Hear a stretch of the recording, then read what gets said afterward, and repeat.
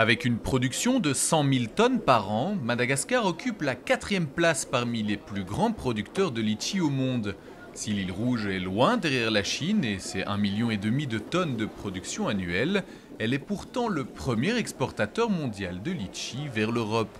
Chaque année, la récolte des litchis dure environ 2 semaines. Pendant ce laps de temps, plusieurs centaines de tonnes de litchis sont traitées jour et nuit.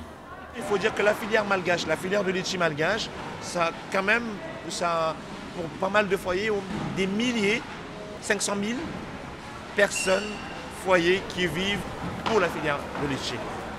Dans le cadre d'un partage d'expériences entre la Réunion et Madagascar, des producteurs réunionnais se sont plongés dans l'industrie du litchi malgache, le jour et la nuit, puisque l'île de la Réunion a une production de 8 000 tonnes par an.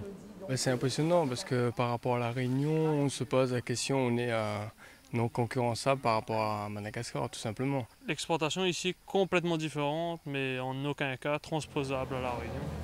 Ils utilisent là beaucoup de main-d'œuvre à des prix qui sont très bas. Ici, la saison, c'est 10 jours, 24 heures sur 24.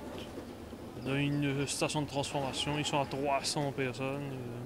Et des charges, des containers, des reefers que nous, à La Réunion, c'est impossible pour nous de pouvoir faire des choses pareilles, quoi. Le litchi est un fruit rapidement périssable. Son acheminement vers les exportateurs doit se faire dans les 24 heures après la récolte.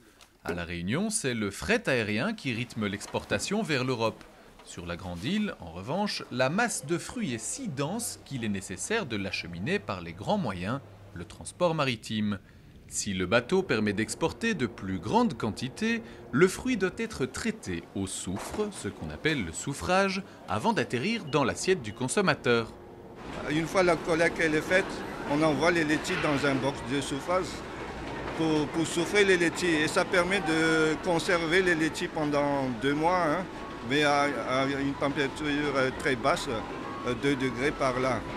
Si le litchi de Madagascar tient à rester dans les bonnes grâces des commerçants européens, il doit respecter un critère de taille bien défini, mais aussi garantir une composition en résidus de soufre bien déterminée.